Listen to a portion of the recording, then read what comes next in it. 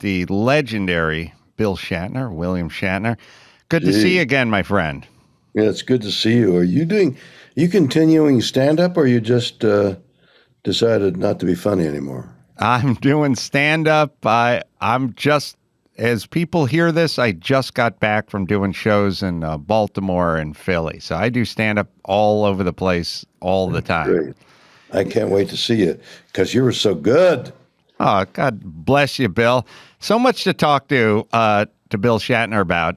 First, let me give a plug to the TV show. The Unexplained season 3 premieres tomorrow, as you hear this, on the at 8 o'clock, 7 Central, on the History Channel, and we can talk about that.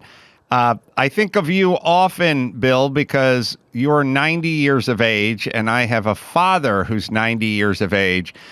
But he's not nearly as young at heart as you are. He's not. Well, you try giving him a lot of alcohol. I'll try that next time I see him. Although I think I'll be charged with manslaughter if I gave him one Miller Lite. Or smoke a doobie, one or the other. Is it all in the genes with you, or is it a thing where you never stop exercising your brain and you never take a day off? I don't know. It's got to be genetic. Where is that sunspot coming from? Hey, you look good. It's got. Look at that. There's a sunspot on Bill's forehead. There's a halo. It's a halo. I see. It's from this thing here, which I never liked to begin with. He's just getting some visuals straightened out. There we go. No, it's still there. How am I? I'm just going to leave it there. Yeah, you look fine. Focus on my forehead.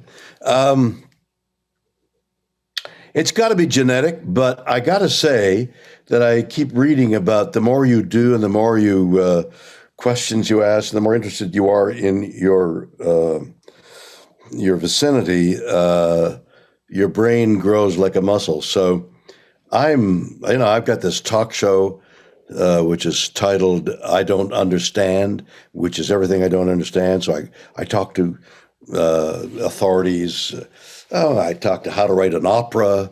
I talked about lying. I talked about, just a variety of anything. Everything puzzles me. I don't even know how this works. Do you know how this works? No. No. I don't know how anything works. Exactly. Well, actually, I know how carpentry works. I used to be a carpenter. I can understand. Did you worry? So you worked with your hands. That's all I did. And you chopped away, and you got, and when you were finished, you saw what it was you did all day. That is exactly right. And you could tell how everything worked because everything was sort of based loosely on gravity. You know what I mean? Right.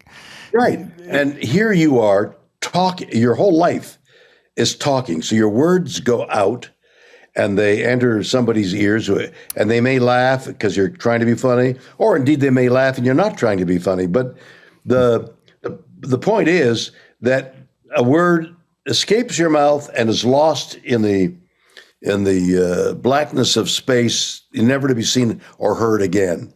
Whereas a woodwork, it's there for a long time, especially if you use hard wood, it could last eons. Yeah, you build all the guys who build the craftsman houses in Pasadena, California, they're all long gone, but the craftsman houses are still there. All around us. But I'm thinking of wood that is buried in the tundra that's coming out now.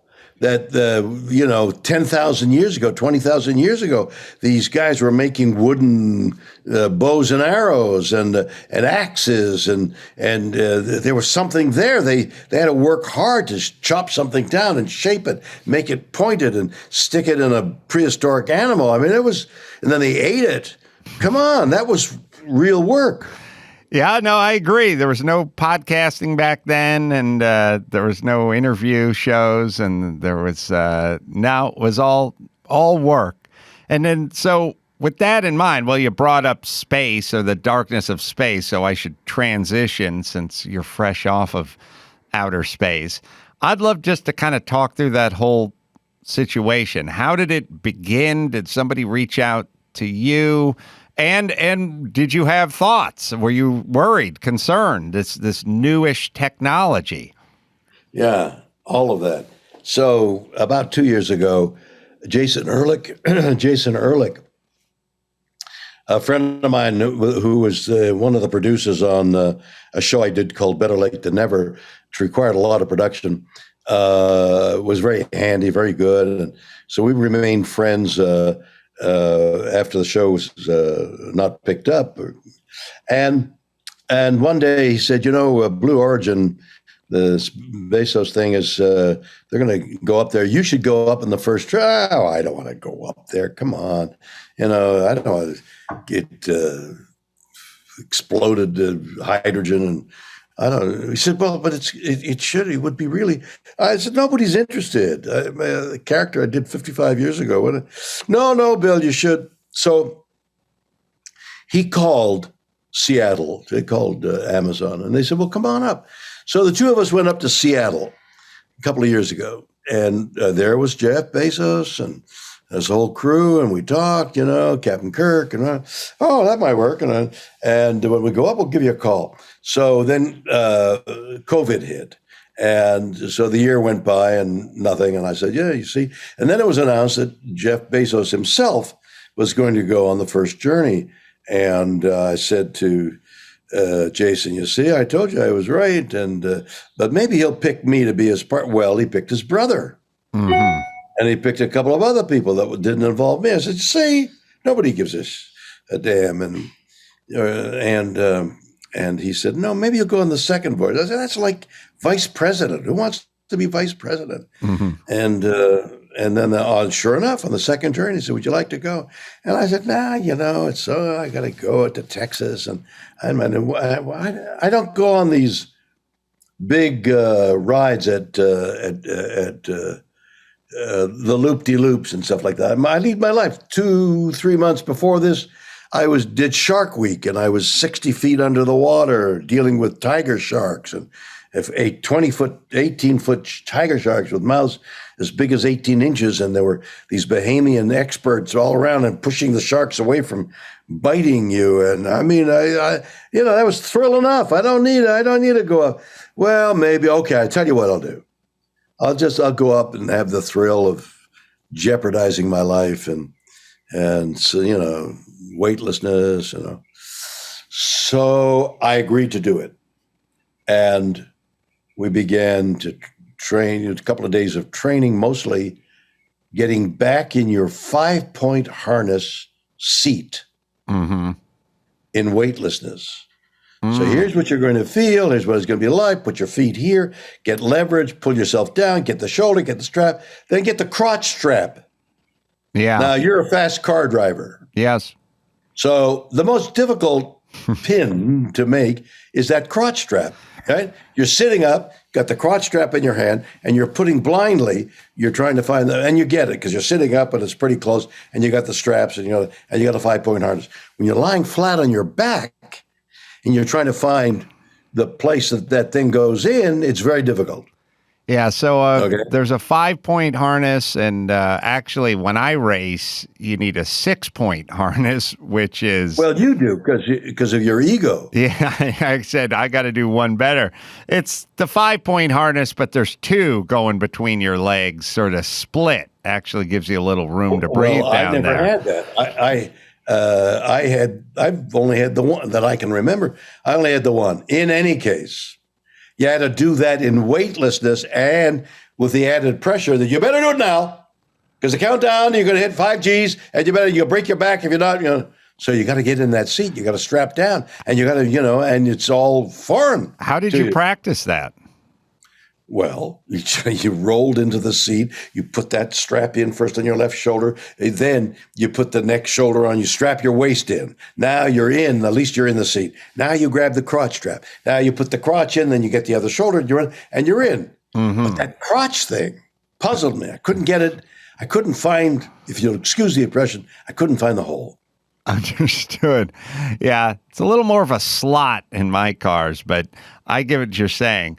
Did you ever go in a zero gravity environment before you went in there? You just trained. All these other people had been on those parabolic outside loops, and and no, the vomit comet, I think they call it. No, I'd never done it.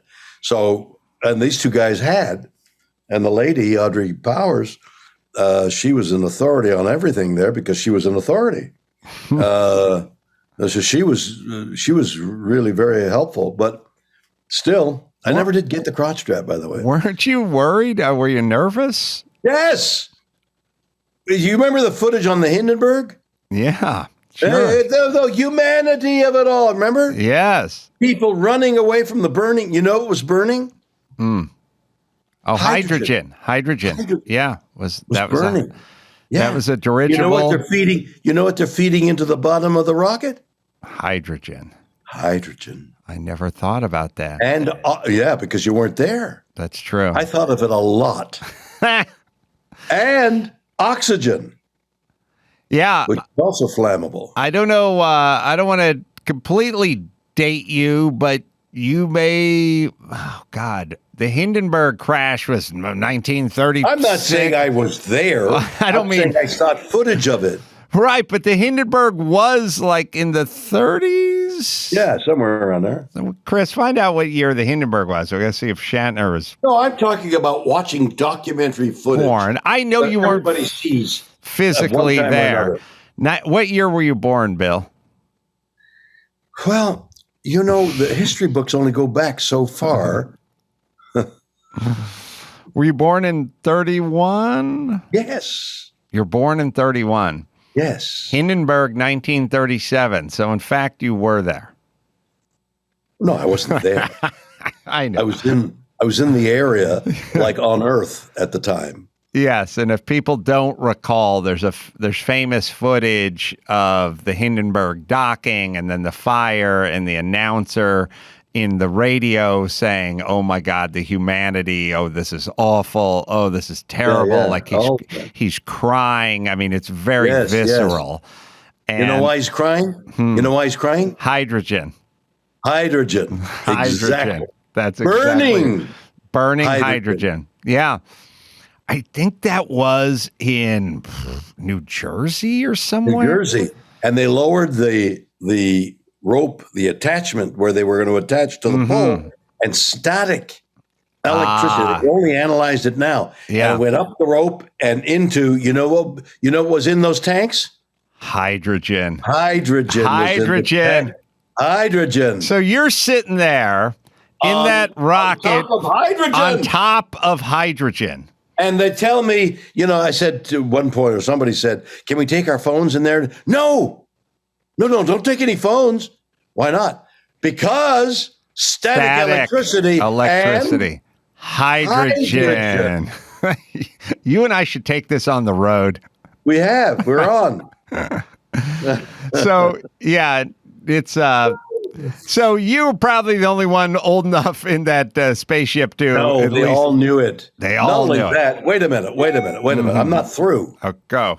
Sorry. Okay, so the rocket is standing ready to go. There's a countdown, right? And it's just below zero. And somebody says, "Is the rubber O-ring okay?" Says, "Yeah, it's all right. It's right on the margin, but it's okay." And some of the engineers said, "No. The hydrogen, the below zero, the O-ring might not. No, it's okay. We got to go. We got a schedule to follow." And they pulled and away this thing went. Right? You know what happened when the O-ring didn't function? Morton Thiokol was the company that made the O-ring for the Challenger, I believe. That's right. And they took off. Okay, I got another one for you. Well, first, just so people know, make sure it's Morton Thiokol made that O-ring, but they took it off. They were in Florida, and it was too cold the night before, and it had reached the minimum of what they thought was safe. Right, and it got hard, and it wasn't flexible enough in the fuel. That's right, but the other aspect of that was scheduling. They had to get that thing going. It had been delayed. They got to get it going. It's on the margin. Right. All right. Right. But what I'm referring to is human error. You know about the telescope that went up there? Hubble. The Hubble? You know about the Hubble? Yeah. What happened when they put the Hubble up there and the guy looked through his first look at space with the Hubble telescope? That was blurry. It was no good. Blurred. You know why? Human error. Exactly. You're ahead of me. How's that possible? They had part of it made in England and part of it made in the United States. Mm-hmm. They forgot to confer which was imperial and the American. So there was this difference of whatever, centimeters and meters and miles. Human error. So it was a metric versus a standard type thing. Yes, exactly. Yeah, that was the problem. You had to be thinking about human error. Human error. Right. And the other part of it was hydrogen. And so when you were strapped to that thing and they were giving you the countdown, I mean, okay, so now they're counting down, okay? T minus 30, T minus 29, you get to 17. Hold on! There's an anomaly in the engine. You know what an anomaly is? Mm-hmm. It's not hydrogen. Mm-mm. It's an anomaly. Mm-hmm. It doesn't belong there. Something in the engine is an anomaly. Yeah. I don't like the word anomaly when you're lying on your back and there's what down there that's going to burn? Hydrogen. Hydrogen. Yeah. An anomaly is kind of a euphemism for human error. Somebody didn't do their job. It's an anomaly is an unknown thing that doesn't belong in the regulation. Well, you don't want anomalies in your rockets and you don't want anomalies in your meatloaf. That's what my grandfather used to say. That's right. And you don't want anomalies when you're broadcasting to a large audience. That's true. You don't want anomalies. So you know what? You don't want anomalies anywhere. Nowhere. Unless you're dealing in anomalies. Right. If you either are involved with the distribution or the manufacturing of anomalies, then of course you want there to be a demand for anomalies. Right. You want a lot of people to say, I would like an anomaly, please. And you have anomalies there. Right. I feel like I feel high right now, Bill. I really do. Not as high as I was when I got. So what were the G-forces like when you took off? What was the sound like? What was the sensation like? Deafening. They had given us earplugs. Mm-hmm. So they said if you didn't wear the earplugs, it would be like a jet engine right around you. Mm-hmm. But with it took it down 30 decibels or something like that. Mm-hmm. And so you don't want 30 decibels. You don't want 180 decibels in your ear. That could make you deaf. Right. So everybody used earplugs. Then they over the loudspeakers, over the not earphones, but they had phones in the headrest, and then so something say, "Remember from Anomaly," and you got earplugs in. What was that? Anomaly. What? You can't. You're prepared for loud sounds. You don't want to hear a muffled anomaly. No, anomaly. You want anomaly loud and clear. Yep.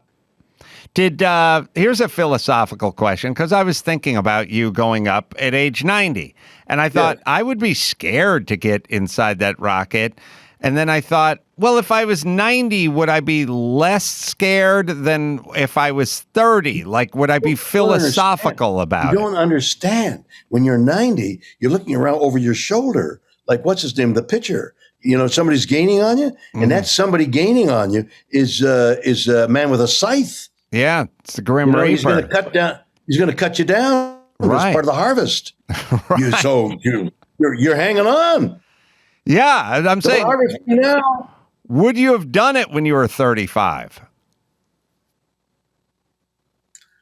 Adam, being down with those sharks. Why was I down there in the sharks? Why did I do so many stupid stunts? Was it showboating? Was it because you want the thrill? There's a whole philosophy, as you know, because you drive fast cars, that the more your life is at risk, not deadly, not you're going to die, but, if you're not careful, you could die, that kind of thing. Mm-hmm. It sharpens your view of life. You get out of the car, you think, oh, wow, geez, that guy almost knocked me off. I almost died. Look how blue the sky is. My God, it's so great to be alive. You have those moments. And then, an hour later, you're saying, I'm so bored. And you lose sight of the beauty around you. and the thrill of being alive. And when you get to be 90, it's thrilling to be alive. Yeah, I was just watching a story about a guy who was a drug smuggler named Randy Lanier and ran a bunch of drugs, but he also raced cars. Oh, yeah. And it's a really interesting story. The guy was out of Florida, and he was the Indianapolis Rookie of the Year in, I don't know, 1987 or somewhere in there. But the point is he had a cargo ship with 200 tons of pot in it, and the feds were on to him, and he couldn't bring it into port, and he was going to go to jail for 30 years and everything else. But he said, when I was in that car, I never thought about anything but the next turn. Right. Like that's all you can think about when you're going 225 miles an hour at Indy.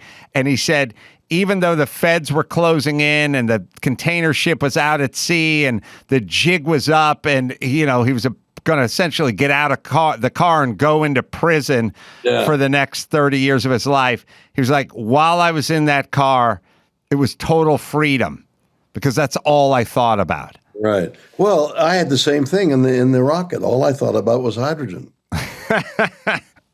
Now, I know there was a little scrap with you and George Takei, and he sent out kind of a snarky tweet, and you kind of replied. What did he say? What was the snarky tweet? I think, George, we can find it, but he sent something out. I did Celebrity Apprentice with George Takei, and I found him to be a little persnickety, I guess would be the kind way of describing George Takei. I mean, here is the truth of the George Takei story is he'd come in every so often in a day in the week or something like that to perform his role, and the show lasted 3 years. So once or twice a week I'd see this guy, and then at the end of 3 years I never saw him again. Never saw him again. 55 years later, he's still saying how much he hates me. I have no idea why. He is just there. That's all I have to say. I don't know what's the matter with him, but there is definitely something wrong. Yeah, so you kind of wonder, is he just starting this? I mean, anyone who's been in the limelight a little bit will have some stories about people they don't even remember who have big beefs with them, but you kind of wonder, are they just telling those stories to try to get a little glory? I don't know what I don't know him. I don't know him. I've seen him pass by a couple of times. I don't know who he is. 55 years later, I don't know who he is. He has no knowledge of me. He doesn't know me. He doesn't understand anything. And he's led his own life, God bless him. But, what George Takei does is of no. So literally you'd be shooting every day, but a lot of the other members of the cast might not be there every day. Yeah, exactly. You know what it's like. We have his statement if you're curious. This is to page 6. George says he's boldly going where other people have gone before. He's a guinea pig, 90 years old, and it's important to find out what happens. So 90 years old is 90 years old is going to show a great deal more on the wear and tear on the human body. So he'll be a good specimen to study. Although he's not the fittest specimen of 90 years old, so he'll be a specimen that's unfit. Well, called you an unfit specimen. Yeah, okay. That's good. Yeah, I suppose he's right. Well, look, anyone's going up in a rocket at 90 years of age, it's hard to punch holes in that accomplishment. Well, I don't want to get involved in a fight with him to no avail. I mean, why give him that recognition? It's just that he is obviously a very unsettled individual, and there's no point in dealing with it. Why even waste our breath when we can talk about hydrogen? I agree. There's a lot more hydrogen talk to go. So you feel the G-forces, the sound is semi-deafening, but you have ear protection in. you're hearing stuff over the radio, although it's muted. About a hold, and then the hold is broken, and then off the thing takes, and it shakes, and it's noisy, and you're wondering, God, and then the G-forces. The G-forces were less going up than it was coming down, so it was about 3 or 4 G-forces going up, and then you hit weightlessness. Yeah, what is your view on the way up? What are you physically looking at from your seat? Well, I'm craning my neck, but most of the time you can't even raise your arm. You can't raise your arm due to the G-forces on you. You try to raise it and it doesn't quite go. And so you just relax and just let the forces take its way. But at some point in time, suddenly it's less, and then it's not at all. And you're weightless. And somebody says, we're weightless. And you get out of the 5-point harness and you are floating around. And that's bizarre. But I had made a mental note, having looked at some film on some of the other people who had been weightless, who played games of being weightless. And I had made a mental note that what I was interested in doing was getting my face against that window and seeing and feeling as much as possible. Was the window cold? Did it have a temperature to it? How interesting. I don't think I had my nose pressed against it. But I'm sure the engineers allowed for the difference of the warmth of the inside and the coldness of the outside. So there must have been something at work there. So, 90... That's an interesting question. I never thought about it. 90 years of gravity and then weightlessness. Yeah. Did it feel like you thought it would feel? I oftentimes have this theory. It's my sort of, when you're 12 or 13 or whatever it is, and you've never felt a woman's breast before, you fantasize about what it would feel like to touch a woman's breast. And then when you do touch a woman's breast, you realize... How did you feel? I felt like I thought it would feel. But really? I feel that way about surfing or like other things. Like I think you get up on a surfboard, you may love it. It may be exhilarating, but it's still going to feel like you thought it would feel. Does weightlessness feel that way? That's got to be incorrect, Adam. Okay. Because there's a difference, and I would relate that to horseback riding, or driving a fast car. You think you know what it's going to be like, and you're driving along. You're not really going that fast in the car, or you're not really sitting that horse the way an experienced rider would. And in the same way with any skill, surfing, you're clinging onto the board. Oh, look at this! I'm on a wave. But the real beauty of being a great horseman, and the real beauty of being a surfer is the having the ability to throw away the technicalities of the skill and be at one with the ocean, or at one with the car, or at one with the horse. That takes time. So you may think you know what it is, but you don't know what it is when you have the skill, the knowledge, the insightful knowledge of how to manage whatever the sport or the thing you're doing. Well, I agree, but I'm just getting back to the pure kind of sensation, back to the woman's breast. It felt like I thought it would feel like, or that pictured. You were feeling your arm to give it as a kid. You're 12 years old. You're feeling your arm. I guess it's your arm, and it's the underarm area. But yeah. So, but was weightlessness as you thought? Yes, I guess it was my very question. much like feeling a woman's breast. No, I had no idea what weightlessness would be like. There's no word in the English language. Talk about horses. Archaeologists know that horses came into civilization. They were being part of the human alphabet. Because the word horse came into the vocabulary. Suddenly the word horse appears, and you realize that somebody said, oh, there's a horse. And the word horse appeared, and it became what we now know as a horse. But there's no word to define weightlessness because 600 people have felt weightlessness. Mm-hmm. So what was it revelatory? I mean, did you go, "Oh my God, this is amazing," and how long were you weightless?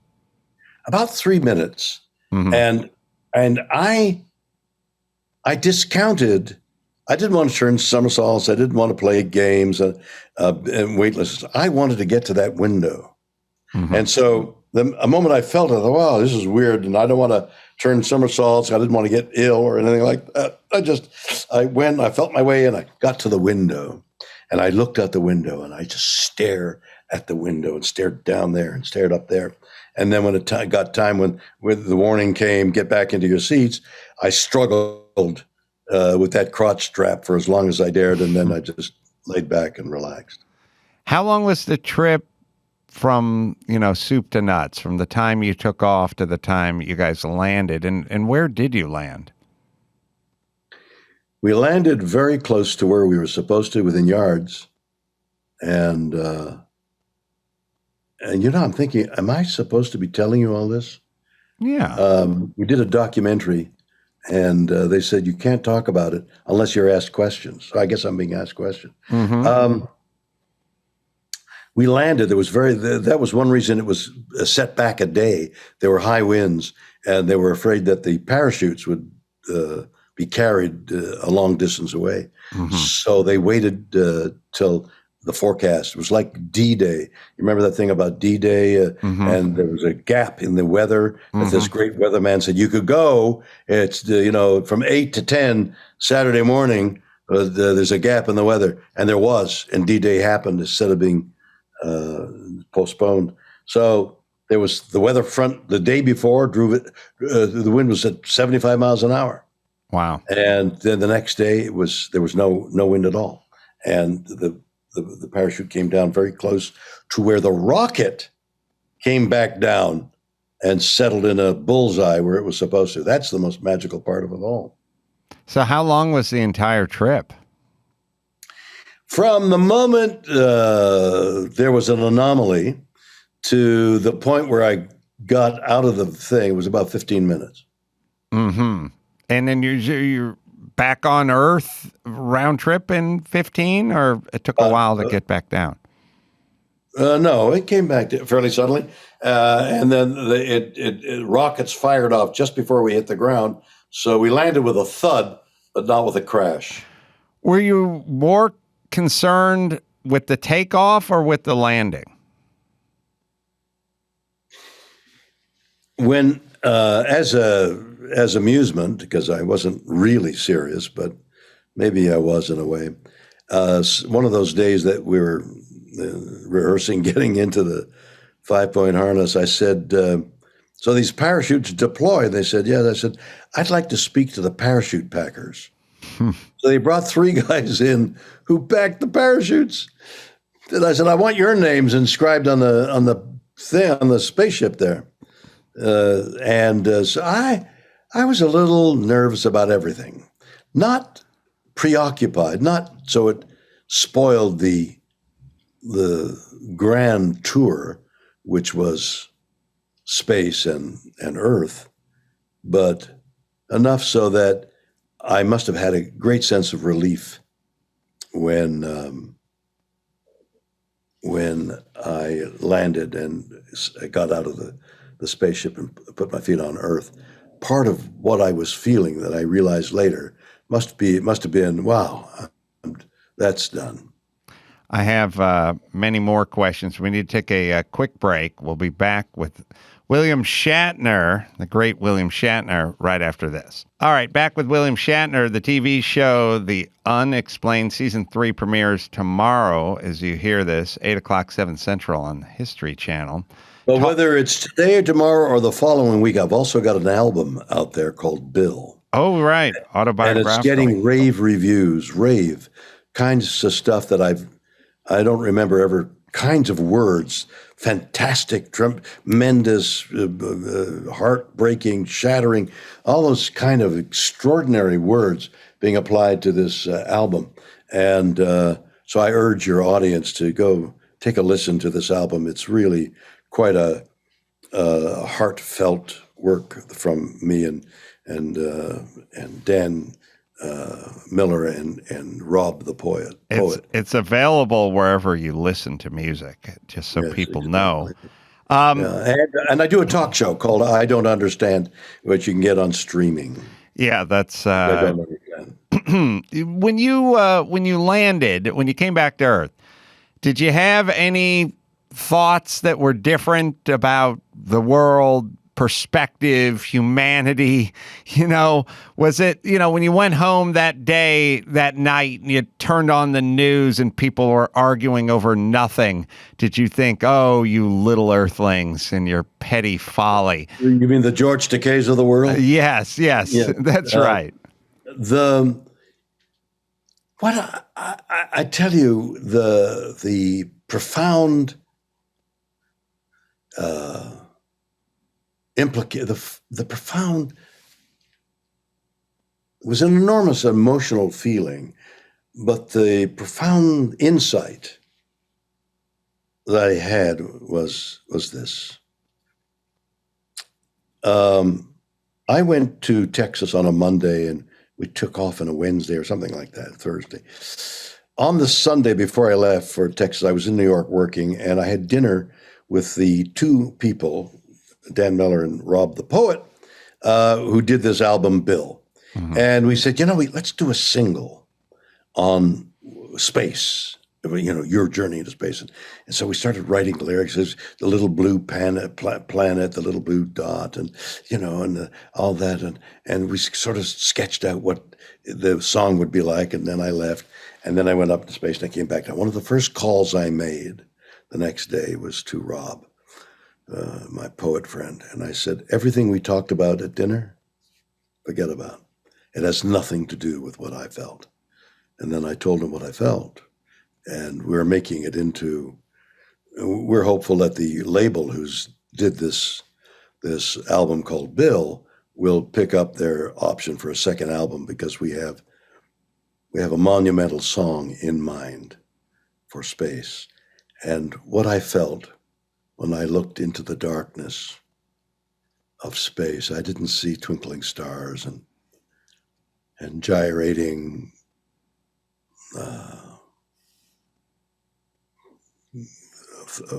lights that twinkled, and I saw blackness.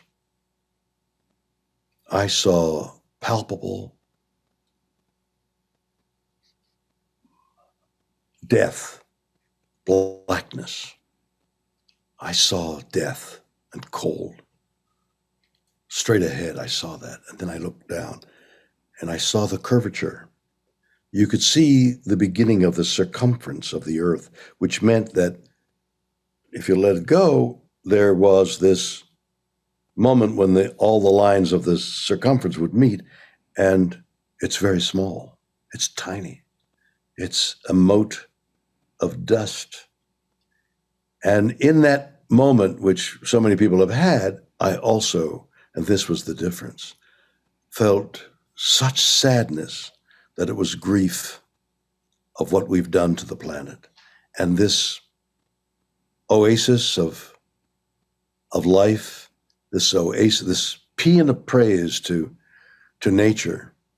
I'm looking out the window right now, and I'm looking at trees and the insects and the breeze and the sky and the mountains. And there's such beauty, such extraordinary beauty for us to look at and to taste and to feel and to be a part of on Earth.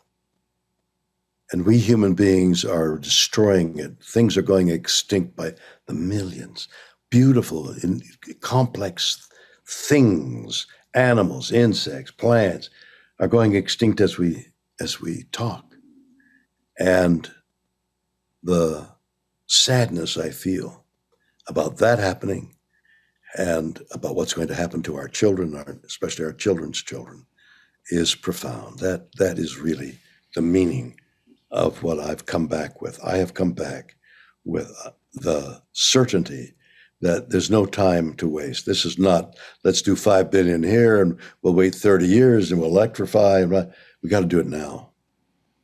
And Jeff Bezos, when he said, I want to move industry up into geocentric, I think is the term, orbit, and put polluting industries up there. It's a noble, wonderful idea, and it's doable because the technology exists right now. But it'll take years and years and years, and that's years that we don't have to spare. This is the time right now. We've got to do something about global warming, or it's catastrophic. Did the other passengers on the rocket have some of the same feelings you had? Meaning, sometimes there's an experience and people experience it differently. Well, it's true. And they had champagne, and they were shaking champagne up, and it's glorifying. I'm so glad that they felt so happy and proud and all. I was shocked by the cold of the touch of champagne there, and I moved away, and I was just immersed in this. I was flooded with emotion, flooded with grief, and I could barely speak, and apparently what I did say was meaningful, but my tears were of such sadness, and I believe I said I don't want to lose this feeling, and I haven't.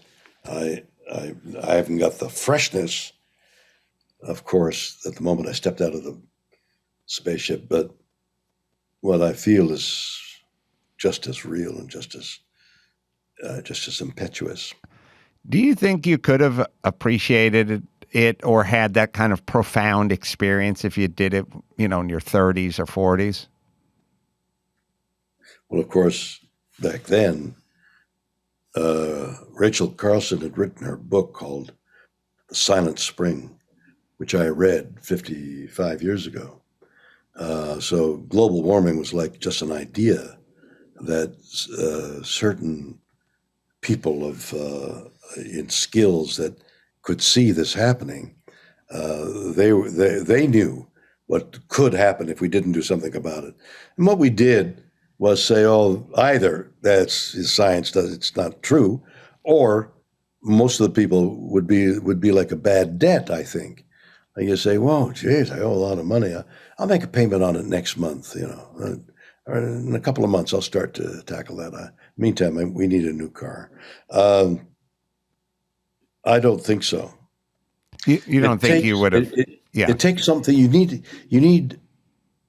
need somebody that's at risk in the future. I'm happy here. I'm fine. I've got trees that I want to hug, and children that I love, and horses that I ride, and cars that I drive, and electric cars are in my future, but not until they go a little further, and that kind of thing. But this extreme necessity of doing something right now, that I didn't feel emotionally until I came back. What do you think? It's a stupid question, but what do you think your legacy will be? Or I'll couch it this way. I understand what it's like to be thought of one way and sort of feel a different way. There's a version of you. Society knows what it is. People, it's pretty easy to do it with an athlete. You go, Magic Johnson, he's a basketball player. This is what he does, and you kind of have, this is what he does, or this guy acts, or this guy's a stand-up comedian, and everyone's more complex and there's more going on there. But, when you bring up the name Bill Shatner, people are, first off, they might mention 10 things. It might not be one thing. They may know you from lots of different things. But, I think there's a kind of a cartoon version of you that people seem to glom on to, but I know you a little bit. I find you to be much more nuanced, I guess, than that version. But do you have thoughts about that? Sort of how you feel, who you are versus what people think? My dear friend Leonard Nimoy has been dead a while now.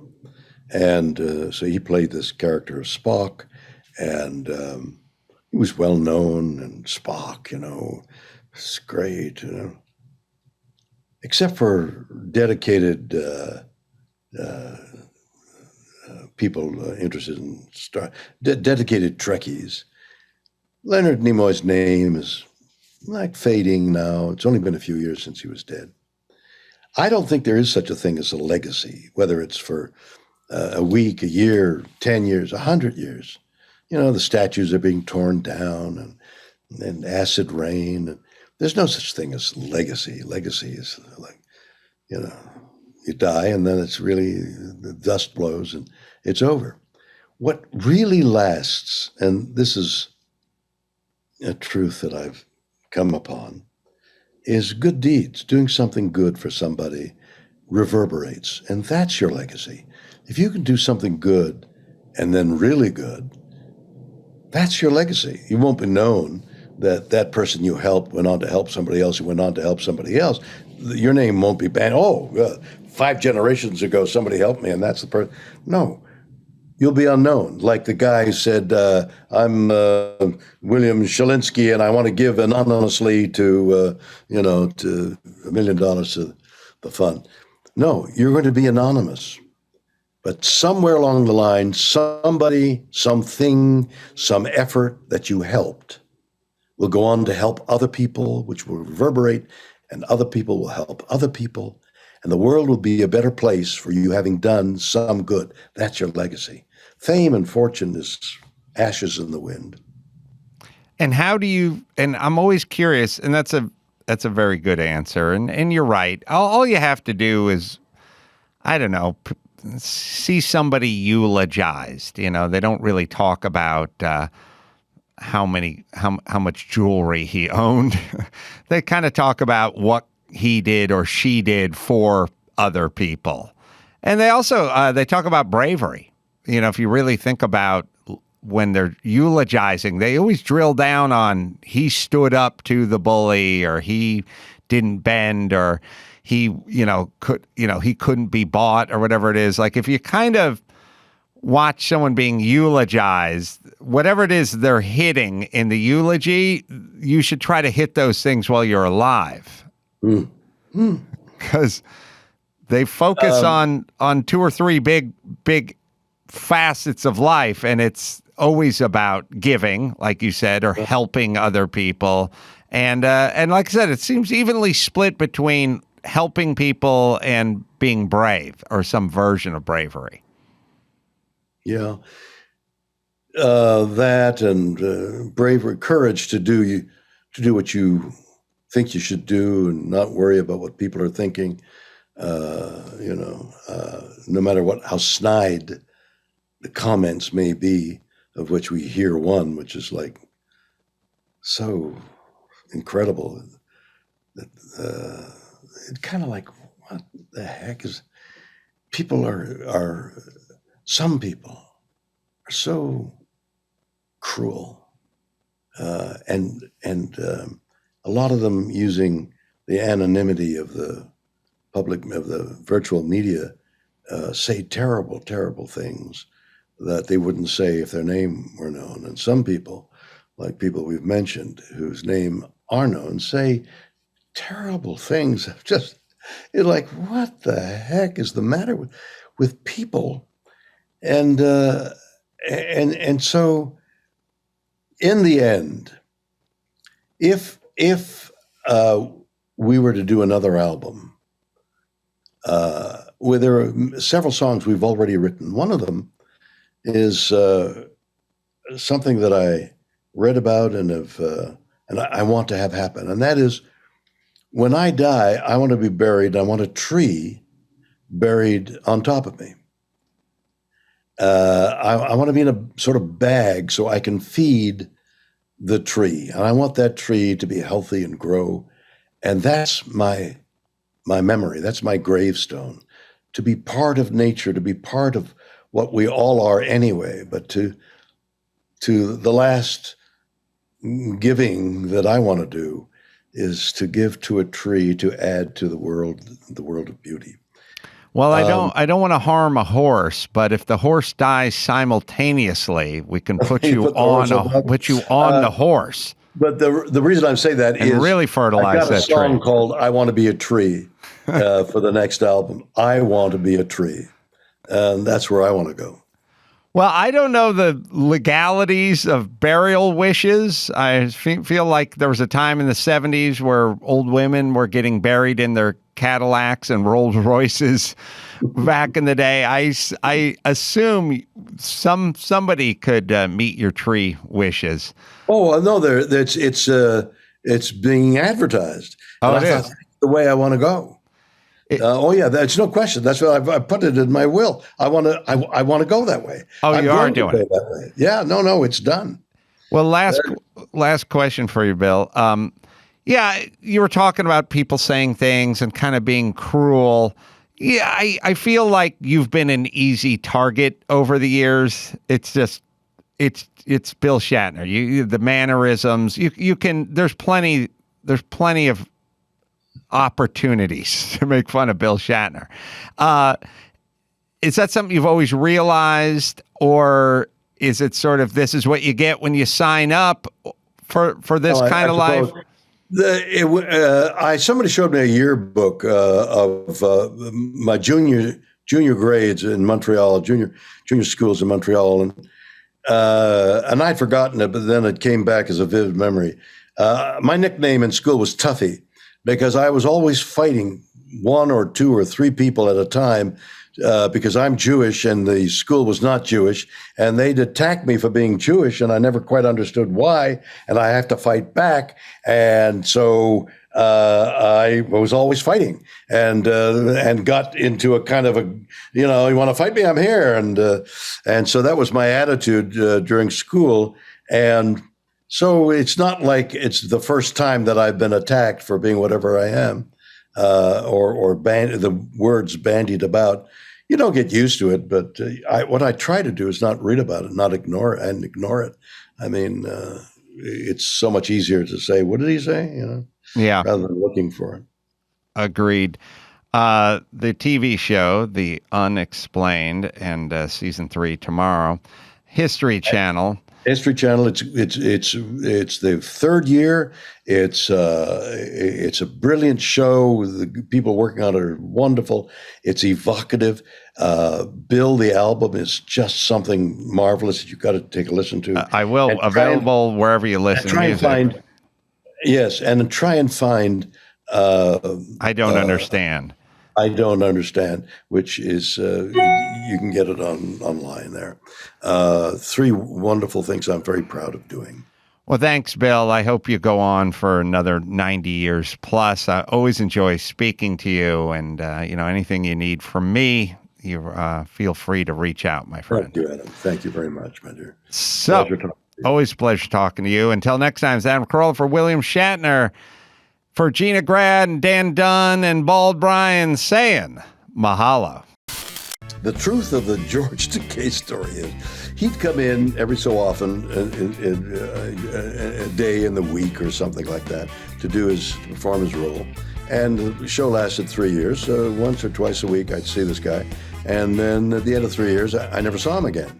Never saw him again. 55 years later, he's still saying how much he hates me. I have no idea why.